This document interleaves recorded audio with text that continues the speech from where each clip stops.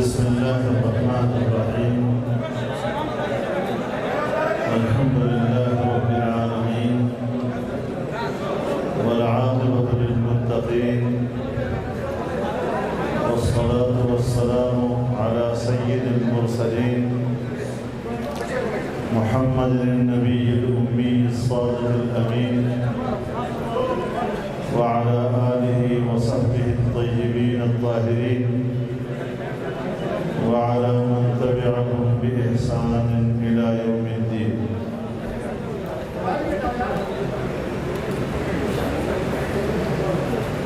حضرات علماء کرام، میرے بزرگوں، دوستوں اور بھائیوں،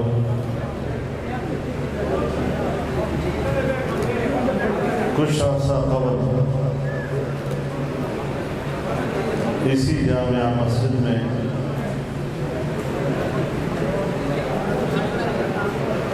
میں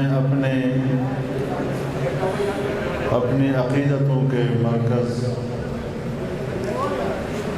حضرت مولانا سید غلام نبی شاہ صاحب رحمہ اللہ کی عیادت کے لیے حاضر ہوا تھا۔ وہ ایک باہمت انسان تھے۔ میرا خیال تھا کہ وہ گھر میں چارپائی پہ لیٹے ہوں گے، لیکن جب میں یہاں حاضر ہوا تو وہ محراب میں ہی کرسی پر براجمان تھے۔ تقریر بھی کی انہوں نے۔ کچھ اندازہ نہیں تھا کہ وہ اتنا جلدی ہم سے جدا ہو جائیں گے، لیکن اللہ کا اپنا منشا ہے، اس کا اپنا ایک مستحکم نظام ہے جس میں کسی بھی رد و بدل کی گنجائش نہیں ہوتی۔ آج ہم اس عظیم سائے سے محروم ہیں، آج ہم ان کی شفقتوں سے محروم ہیں، لیکن مجھے یقین ہے کہ ایسے اکابر کی طرف ہماری نسبت ہی ہماری خوش قسمتی اور سعادت کی سب کا سبب ہے۔ بہرحال دنیا میں جو بھی آتا ہے ہمیشہ رہنے کے لیے نہیں آیا کرتا۔ بڑے بڑے لوگ آئے، علم فن کے حاملین آئے،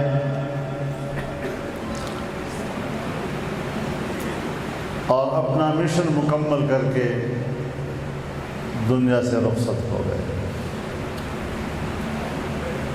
وما محمد الا رسول قد خلت من قبله الرسل افإن مات او قتل انقلبتم على اعقابكم ومن ينقلب على عقبيه فلن يضر الله شيئا۔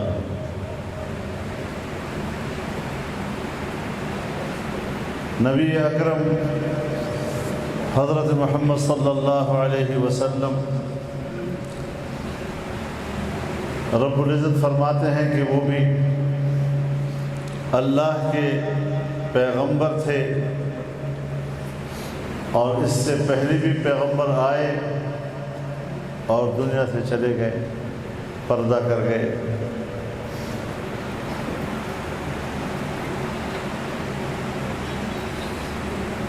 ہمارے علماء نے ہمیں قرآن اس طرح سمجھایا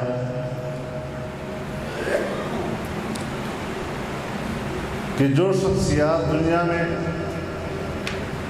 عظیم الشان نصب العین لے کر آتی ہیں اور اپنی زندگی اس کے لیے وقف کر دیتے ہیں، وہ جب دنیا سے جائیں تو پھر زندہ لوگوں کو وہ ایک امانت حوالہ کرتے ہیں، اور اس امانت کی حفاظت کرنا اور اس کی خدمت کرنا ان پر لازم ہو جاتا ہے۔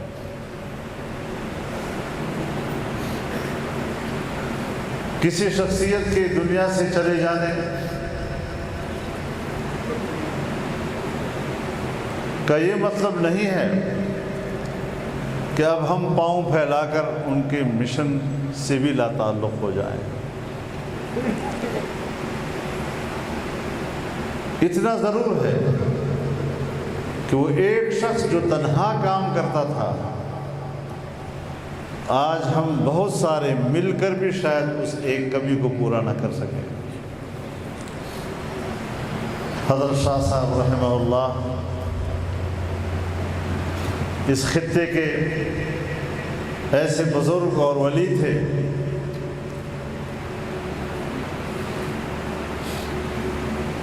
کہ جب بھی کوئی دینی اور علمی ضرورت پڑتی تو ان کی طرف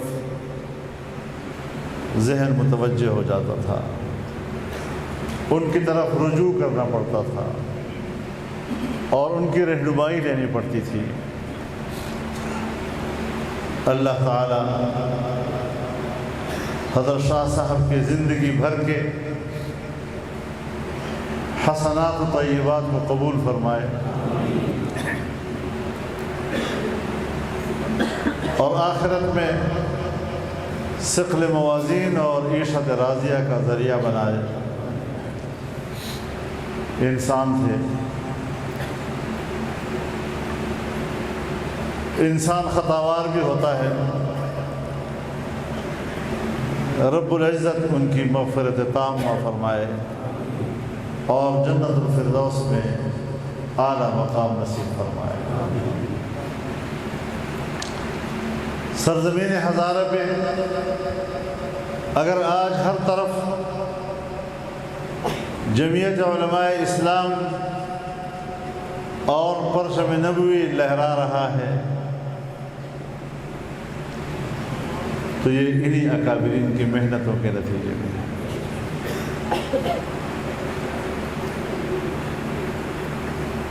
یہی وہ مٹی ہے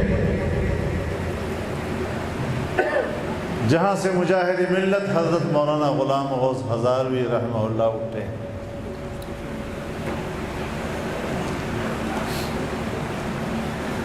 ہمارے اپنے جماعتی سفر میں ہمیں حضرت شاہ صاحب کی رفاقت نصیب ہوئی، حضرت مرحوم قاری فضل ربی صاحب کی رفاقت ہمیں نصیب ہوئی۔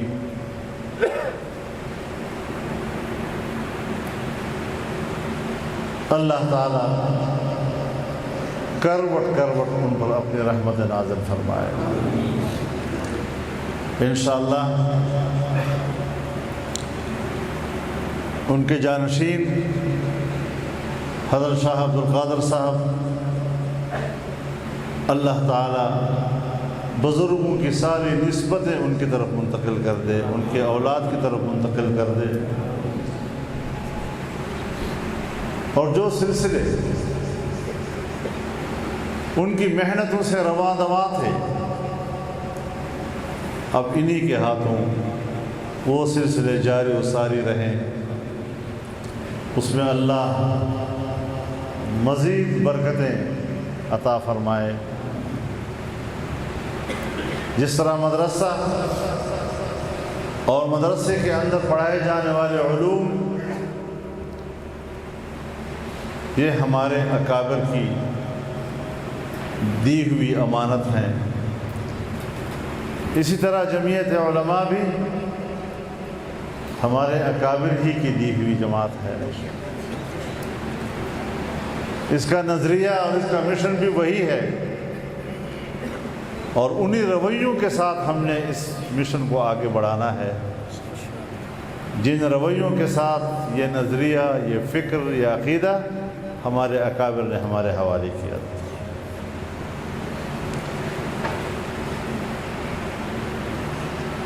یقیناً دنیا میں آزمائشیں آتی ہیں،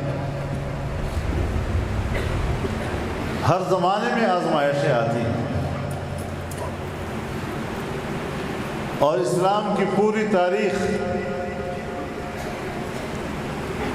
آزمائشوں سے بھری پڑی ہے۔ حق و باطل کی اس کشمکش کے نتیجے میں ان تمام حالات سے گزر کر آج قرآن و سنت ہمارے سامنے محفوظ ہے۔ اللہ تعالیٰ نے اس دین کی حفاظت کے لیے رجال کار بھی پیدا کیے، ہر زمانے کے لوگوں کے دلوں میں ہمت ڈالی اور وَاصْبِرْ كَمَا صَبَرَ أُولُو الْعَزْمِ مِنَ الرُّسُلِ کے مصداق بنے۔ اللہ نے ان کے دلوں میں جرأت ڈالی، باطل سے ٹکر لی،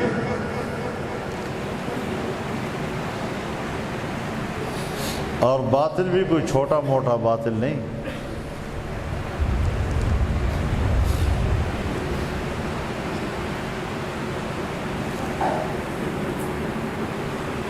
ایک جانب حق ہے، ایک جانب باطل ہے۔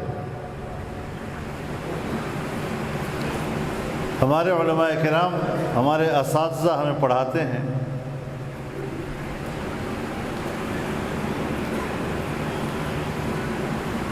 کہ جو لفظ ذکر ہو مطلق، خارج میں اس کا مصداق فرد کامل ہوا کرتا ہے۔ اب جب قرآن کریم نے حق کا لفظ استعمال کیا ہے تو پھر حق کا فرد کامل کیا ہوگا؟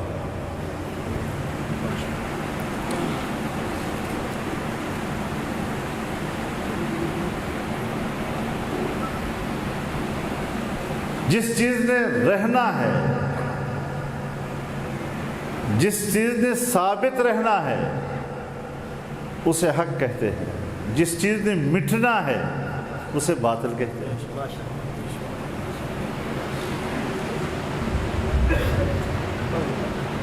حق ہمیشہ کے لیے وجود پذیر چیز کا نام ہے اور باطل ہمیشہ کے لیے مٹ جانے کا نام ہے۔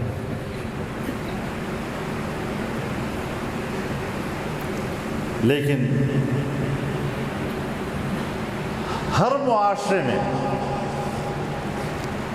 ہم حق کا تعین باطل کو سمجھ کر کریں گے۔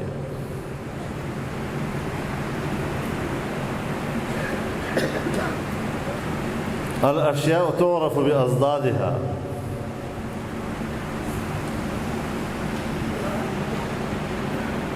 تو سب سے جو کامل مکمل فرد باطل کا ہر زمانے میں ہو سکتا ہے وہ اس زمانے کا حکمران ہوا کرتا ہے، اور انسانی تاریخ اس بات کی گواہ ہے کہ انبیاء کرام حق کے عالم بردار تھے اور اپنے زمانے کے حکمرانوں کے ظلم کا نشانہ بنے۔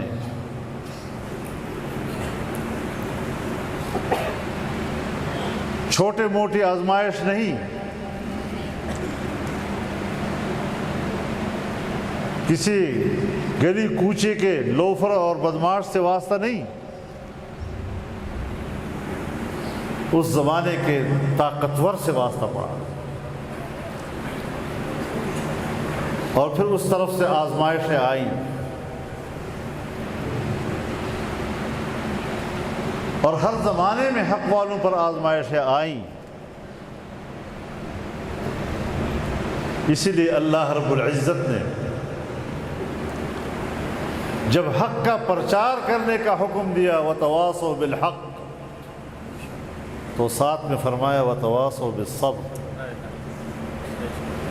طاقتور باطل قوتوں کی طرف سے آنے والے آزمائشیں، تکلیفیں اور مصیبتیں، جب اس کے مقابلے میں آپ حق کا علم بلند کریں گے تو آزمائشیں تو آئیں گی۔ اسی لیے اللہ نے فرمایا کہ صبر و استقلال کا بھی مظاہرہ کرنا ہوگا، گھبرانا نہیں ہوگا، پیچھے نہیں ہٹنا ہوگا، موقف نہیں چھوڑنا ہوگا، اور شکست اس چیز کا نام نہیں ہے کہ آپ کی گردن کٹ گئی، شکست اس کا نام ہے جب آپ کی گردن جھک گئی۔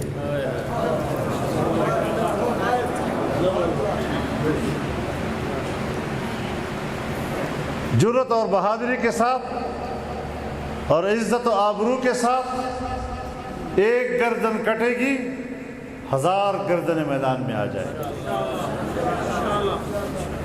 اور اگر ایک گردن جھک گئی تو 1000 گردنیں اس کے ساتھ جھک جاتی ہیں۔ اللہ ہمیں اس دن سے بچائے۔